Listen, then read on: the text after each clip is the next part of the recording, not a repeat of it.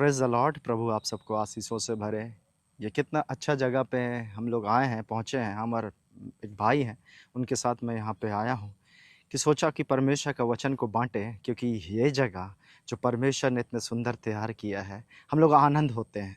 हम लोग इन चीज़ों में आनंद होते हैं और ऐसे ही कितने चीज़ों में घूम फिर के, वस्तुओं को खरीद के, सामान के द्वारा आनंद लेते हैं। बहुत बार ऐसे होता है कि हम लोग के वश में बहुत कुछ है, तो हम लोग बहुत खुश होते हैं कि ये मेरे वश में है, ये मेरे कंट्रोल में, ये मेरे नियंत्रण में।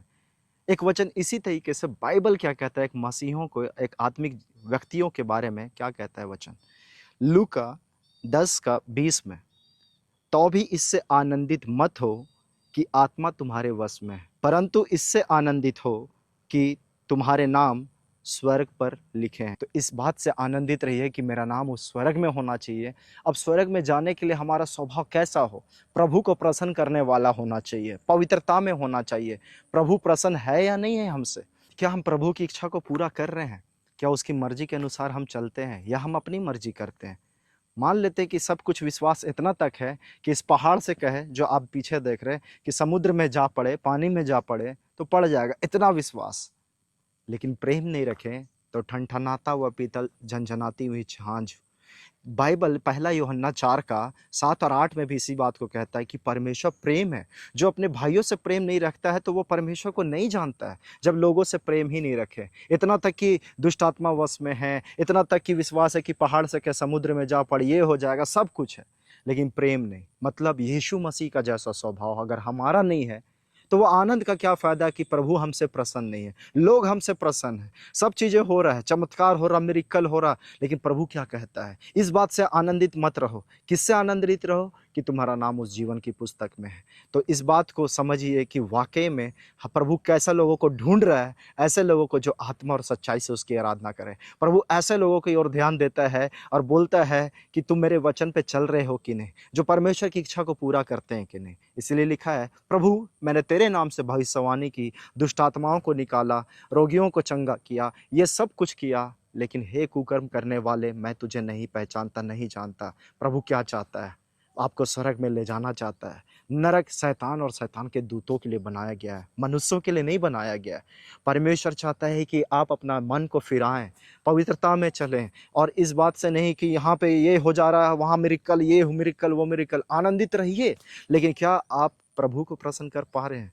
ये सामर्थ का काम तो यीशु के नाम से हो रहा है, ये अद्भुत चिन्ह चमत्कार तो हो रहा है। बाइबल क्या कहता है इस बारे? प्रकाशित वाक्य 13 का 13 में कहता है, वह बड़े-बड़े चिन्ह दिखाता था, यहाँ तक कि मनुष्यों के सामने स्वर्ग से पृथ्वी पर आग बरसा देता था। क्या दिखाता था? चिन्ह और चमत्कार।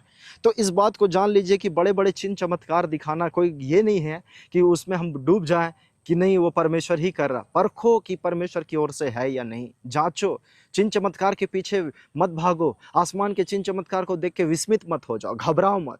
उसको देख के डरो नहीं, क्योंकि परमेश्वर क्या चाहता है? परमेश्वर ये चाहता है कि तुम मेरे वचन पर कायम रहो, क्योंकि उसने अपने नाम से भी ज़्यादा इस वचन को महत्व दिया है। हमारा ध्यान क्या चिन्ह चमत्कार में ज़्यादा है या यीशु मसीह की ओर है? क्योंकि बाइबल में लिखा आपने सुना कि हमारा नाम उस जीवन की पुस्तक, उस स्वर्ग की पुस्तक पर हो। इस बात से आनंदित रहें। मत्ती 24 का 24-25, क्योंकि झूठे मसीह और झूठे भविष्यवक्ता उठ खड़े होंगे और बड़े चिन्ह और अद्भुत काम दिखाएंगे कि यदि हो सके तो चुने हुओं को भी भरमा दे। देखो मैंने पहले से तुमसे यह सब कुछ कह दिया। तो इसका मतलब ये है कि चिन्ह चमत्कार ऐसा नहीं कि गलत ही होता है। कुछ ऐसे लोग निकल आए जो झूठे चिन्ह चमत्कार दिखा रहे हैं। इससे पहचाने कि परमेश्वर भी चिन्ह चमत्कार, बड़े-बड़े चिन्ह चमत्कार दिखाता है।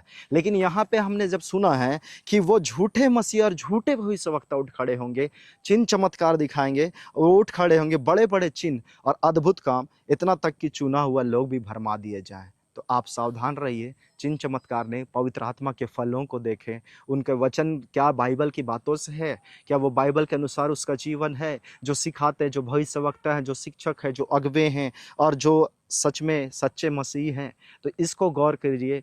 और प्रभु के नाम से भी चिन्ह चमत्कार होता है, लेकिन पहचानना ज़रूरी है। हर चिन्ह चमत्कार परमेश्वर की ओर से नहीं है। तो इसे पहचानें कौन है दुष्ट की ओर से, क्योंकि हमारा नाम उस पुस्तक में हो ये ज़्यादा इम्पोर्टेंट है। हमें लगता है ये रास्ता सीधा जा रहा, हमें लगता है ये सही जा रहा, कैसे परखें, कैसे जानें? वचन से।